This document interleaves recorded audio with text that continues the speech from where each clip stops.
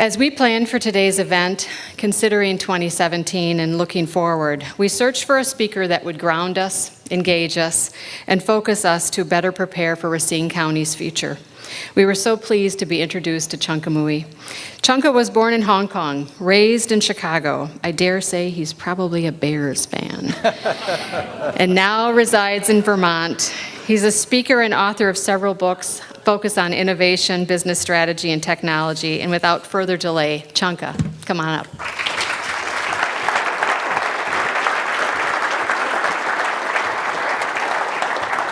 Thank you. Thank you.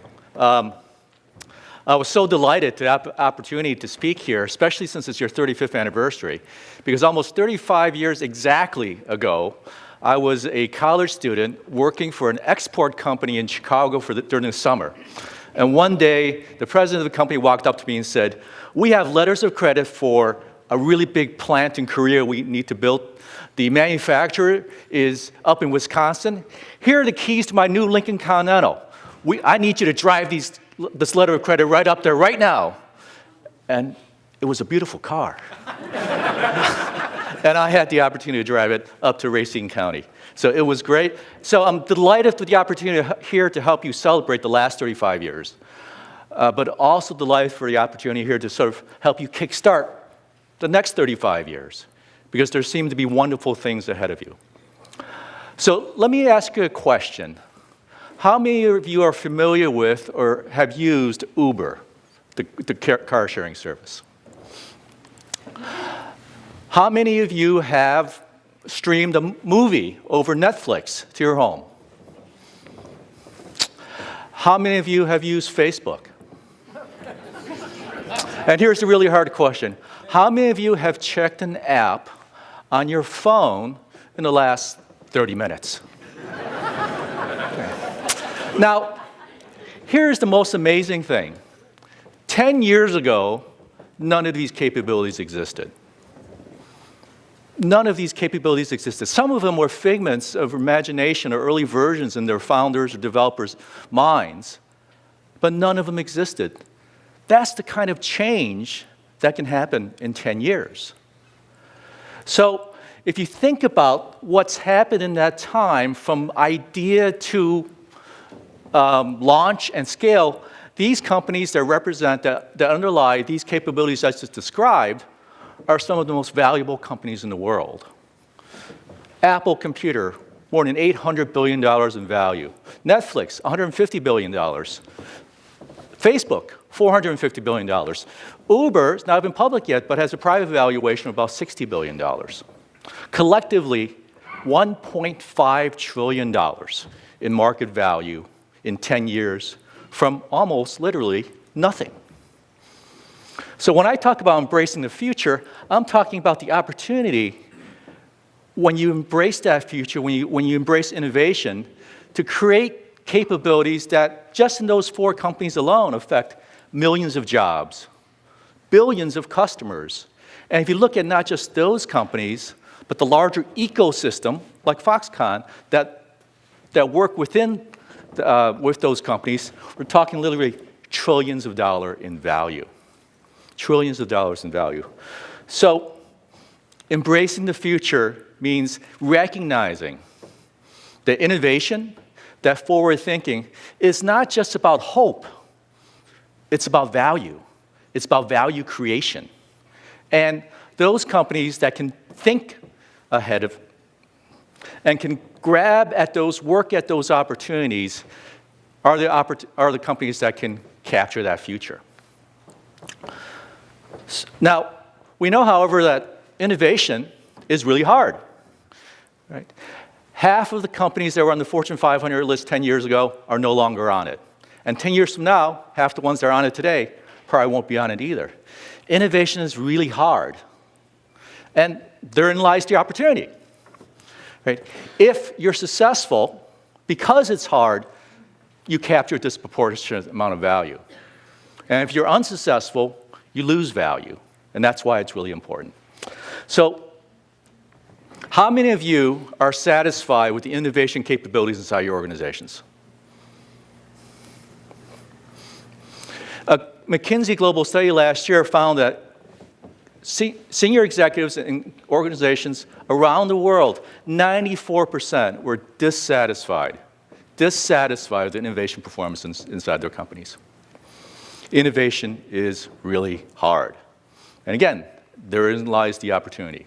So what I want to do for a few minutes this evening is to essentially offer you 5 lessons.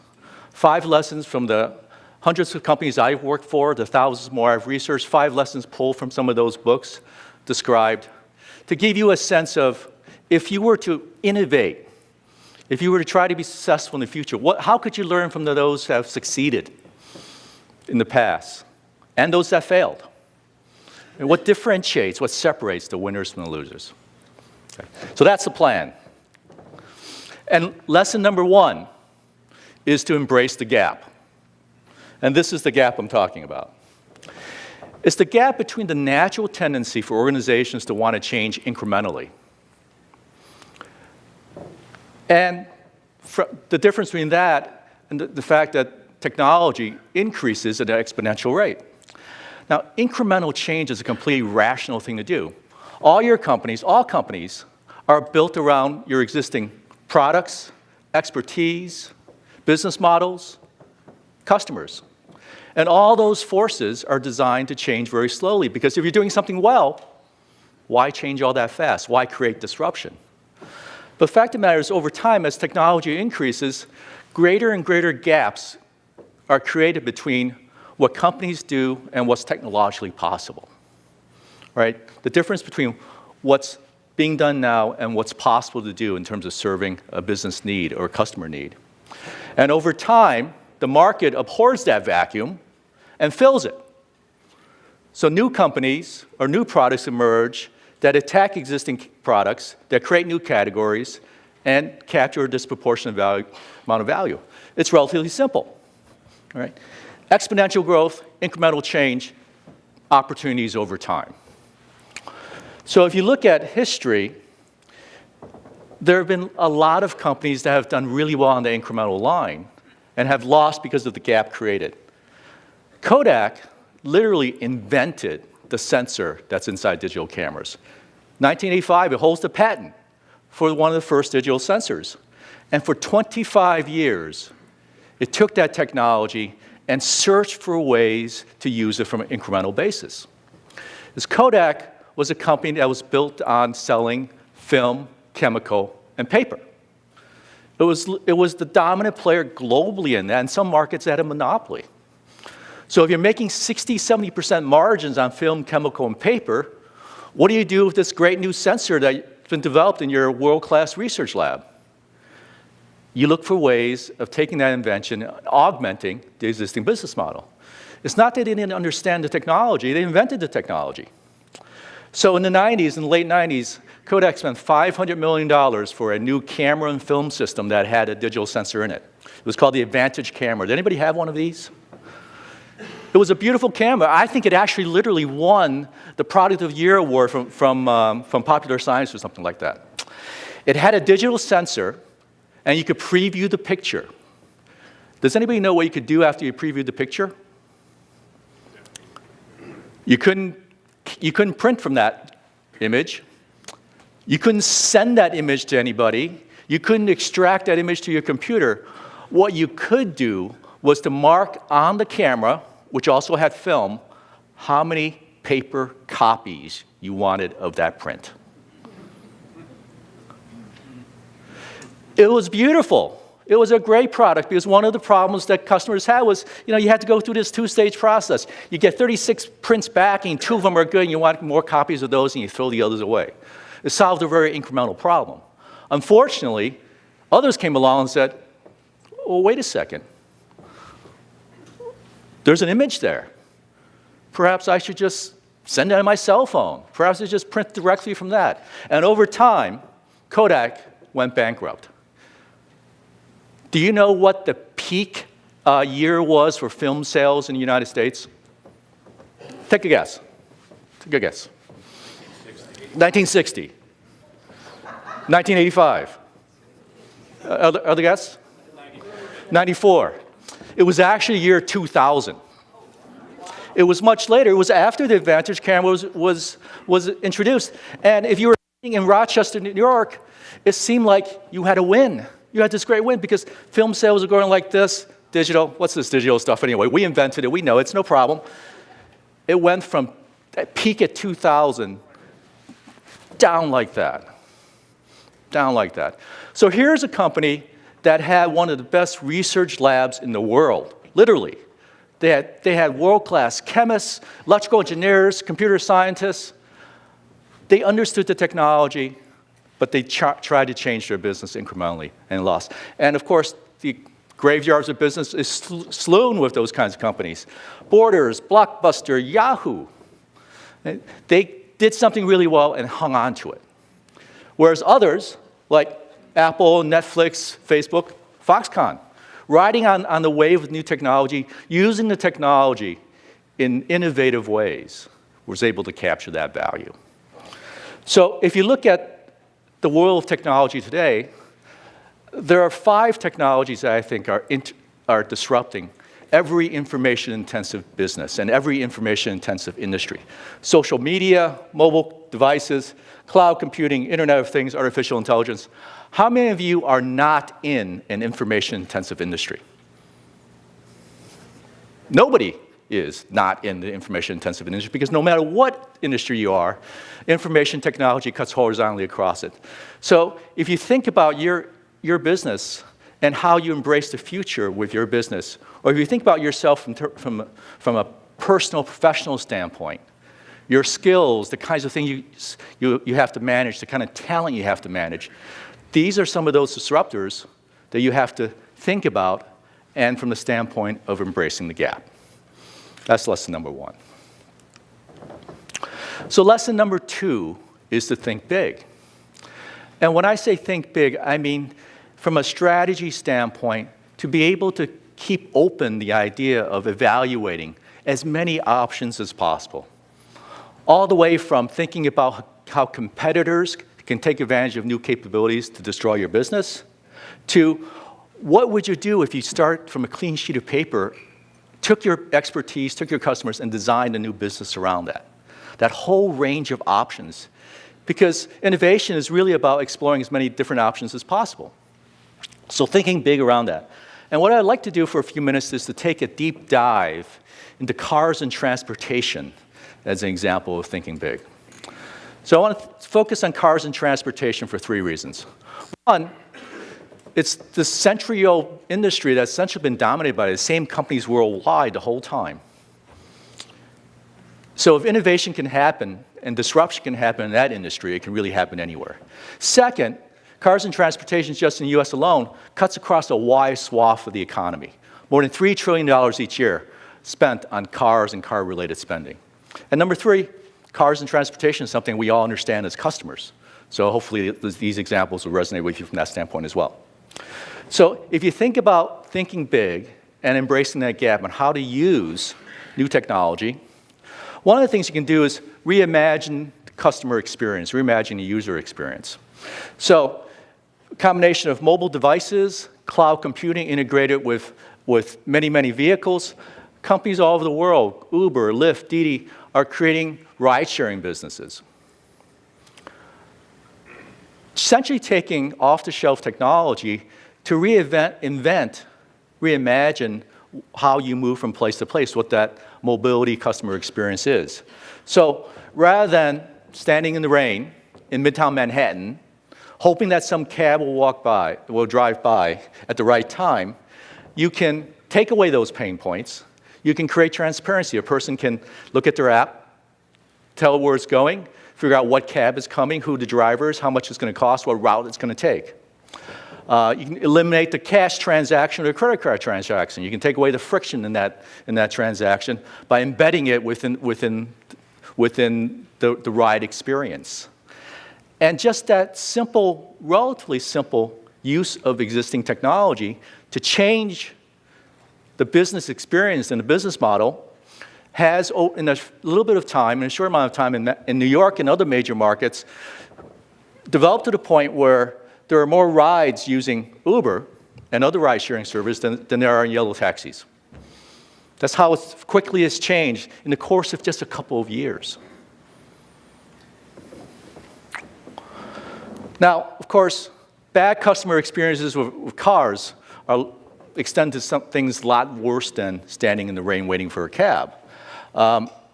Each year in the US, there are more than 10 million cars involved in accidents, in over 6 million accidents.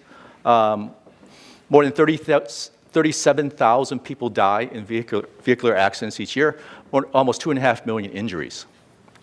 The economic cost of that is staggering. Direct costs, $277 billion, according to the U.S. Highway Transportation Administration. If you factor in quality of life, indirect costs, over $850 billion a year due to car accidents. And one way of thinking about it is those car accidents are essentially the poor interaction between our customers and the products that we sell to them. Poor interaction between our customers and the products that we sell to them. More than 94% of car accidents are due to driver error. Driver error.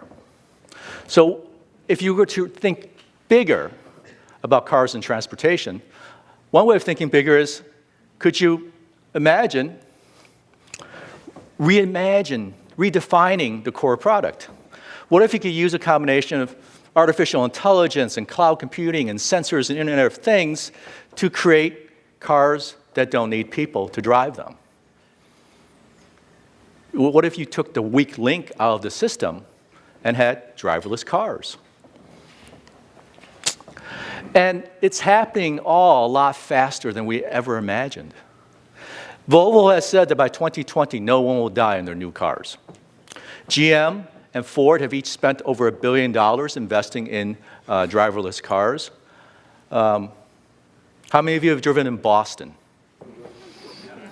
Boston, the city of Boston has started. I went to school in Boston. This is a very scary place to drive. The city of Boston is starting to test self-driving cars. If it can work in Boston, I think it's a great test, because if it can work in Boston, it can work anywhere. And here's what it looks like. I'll give you a vignette of it. Since 2009, our team at Google has been developing fully self-driving technology and testing it on real city streets every single day. Until, after more than 1 million miles, we were ready to take a big step forward. In 2015, we completed the world's first truly driverless ride on public roads. Just a person in a car, no steering wheel, no pedals, navigating everyday traffic. Well, I've never been in Austin, Texas. Now I'm driving in Austin, Texas.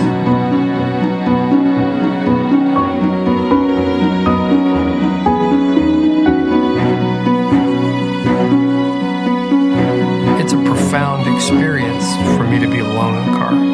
A very important segment of my life was cut away when my vision failed, and a self-driving car would give me a huge part of my life back. This is just the beginning. That was in 2015. So essentially, if you look at that gap that I talked about before, the incremental line is about building safer cars, cars that help drivers.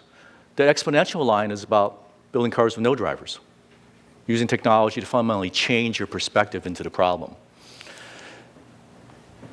Now, if you could have driverless cars, you could also imagine not just changing the core product, you can start thinking about changing the core business model. So, how many of you own a car? How many of you own 2 cars? How many of you own 3 cars? How many of you own more than 3 cars? So if I said to you, look, I can give you essentially a chauffeur car service for about 20% of the cost of owning a car. You'll have no maintenance, no insurance, no fixed costs. And you won't have this asset that depreciates as soon as you drive it off the lot, that sits there 95% of the time unused. Maybe you won't buy that 4th car. Or maybe you won't buy that third car. Maybe you won't buy that second car. Some people, depending on where you live, may not buy that first car.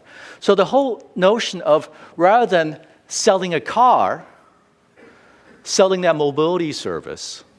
Because if you can have driverless cars, you don't have the cost of the driver, but you also can have really high utilization of that car. Rather than sitting parked 95% of the time, if you can use that car in a service 50, 60% of the time, you can actually afford to pay a lot for that car.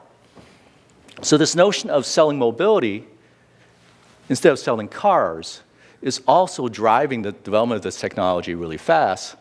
Because if you look at just in the US alone, we drive about 3.2 trillion miles each year, 3.2 vehicle miles traveled. If you took a very conservative estimate of 10% of that at about $1.50 a mile, that's a $500 billion a year business. And that's why so much is being invested in these cars. And it actually gets bigger than that, if you can imagine it.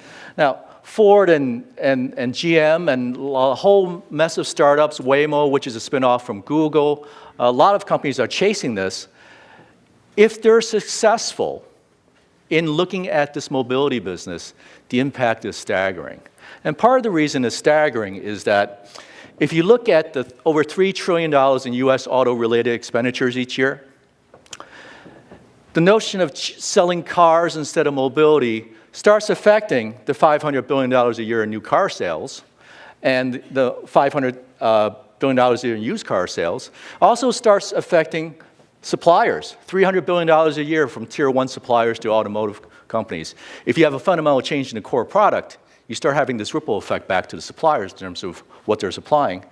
But we also spend about $200 billion in insurance, in car insurance, most of which mandatory, based upon the number of accidents.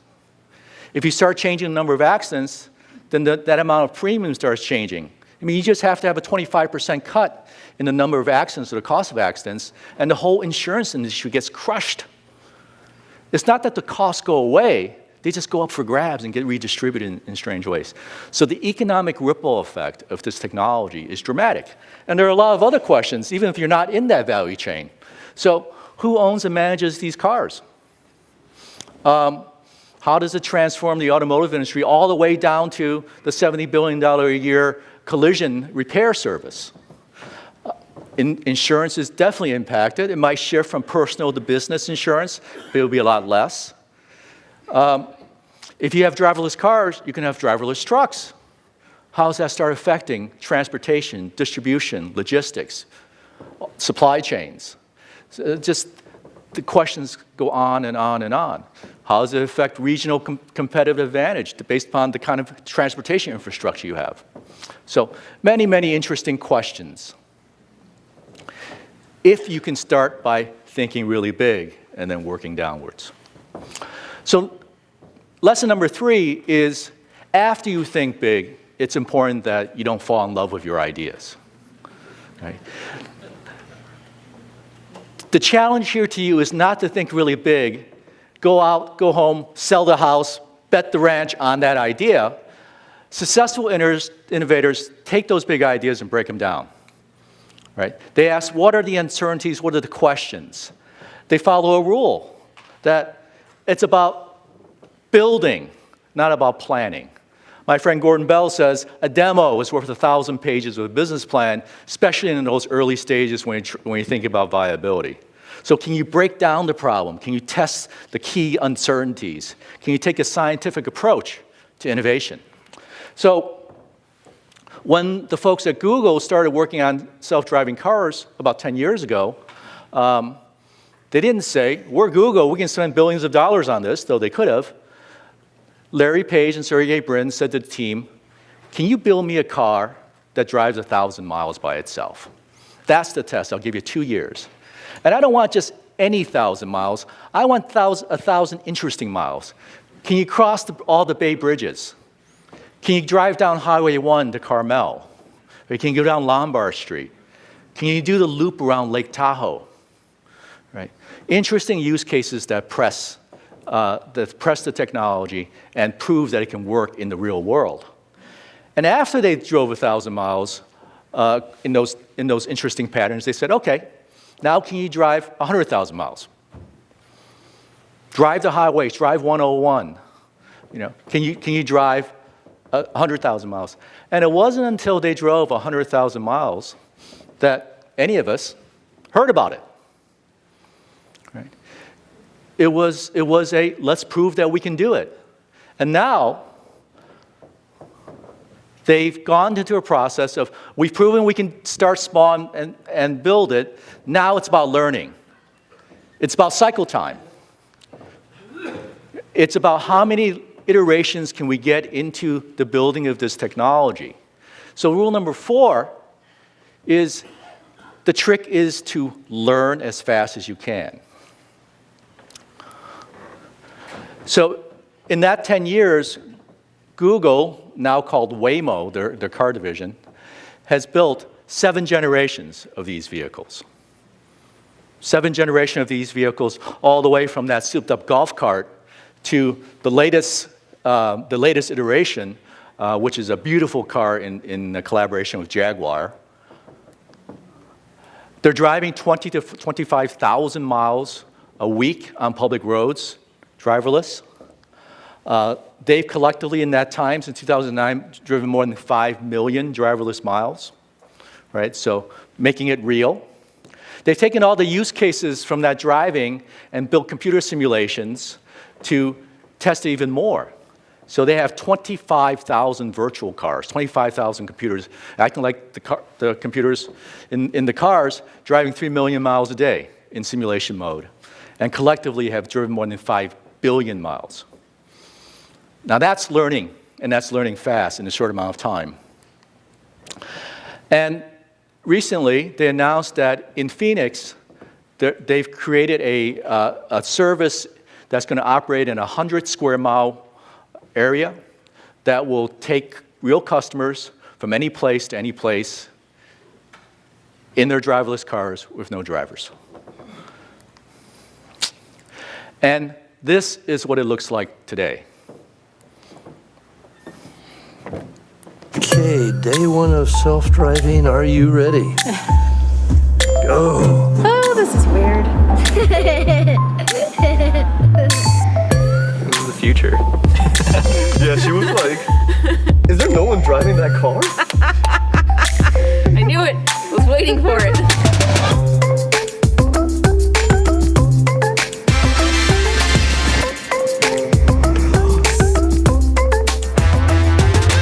You'd certainly never know that there wasn't someone driving his car.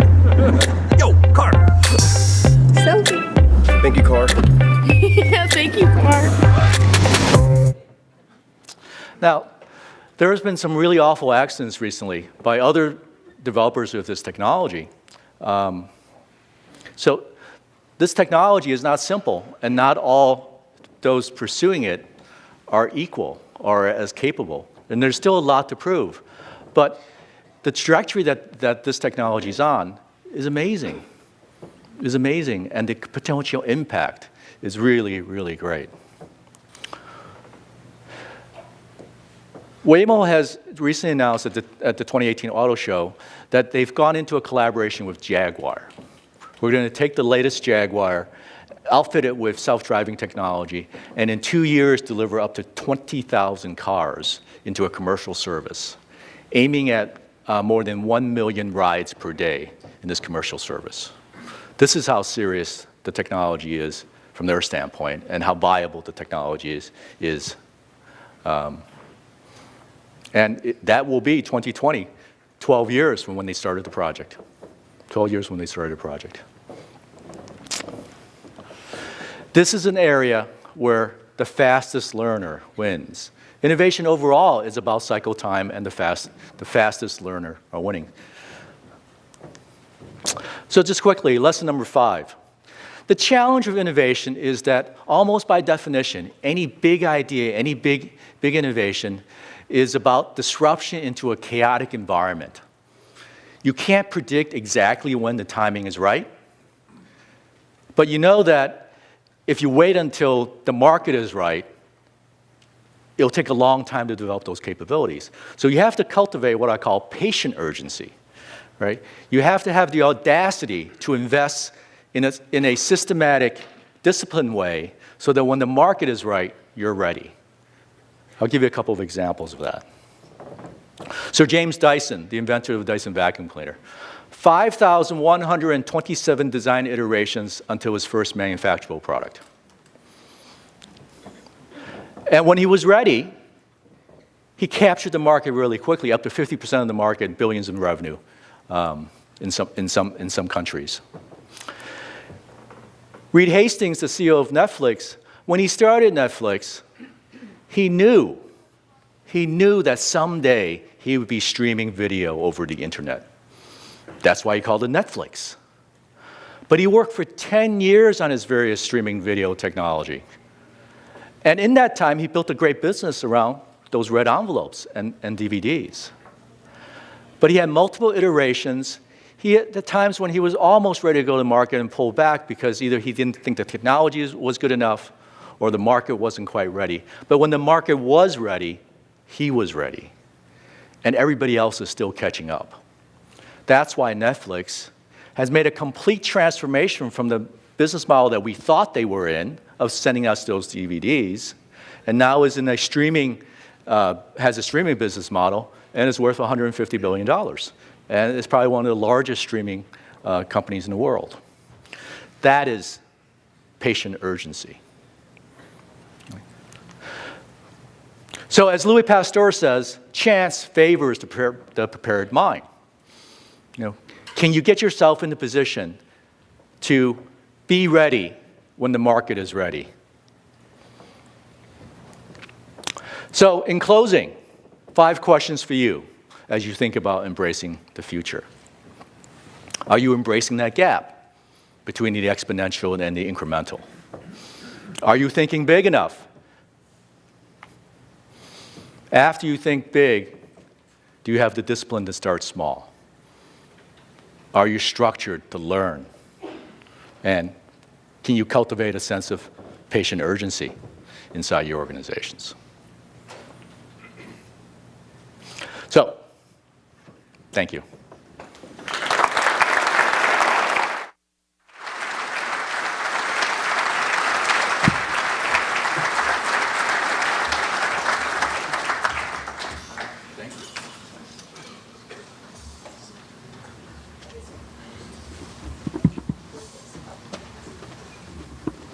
Well, Chunka, thank you so much for a terrific presentation. It was very provocative. I love hearing about industry disruption, especially when we have so much to be excited about and what we're all going to embark on together in the upcoming months.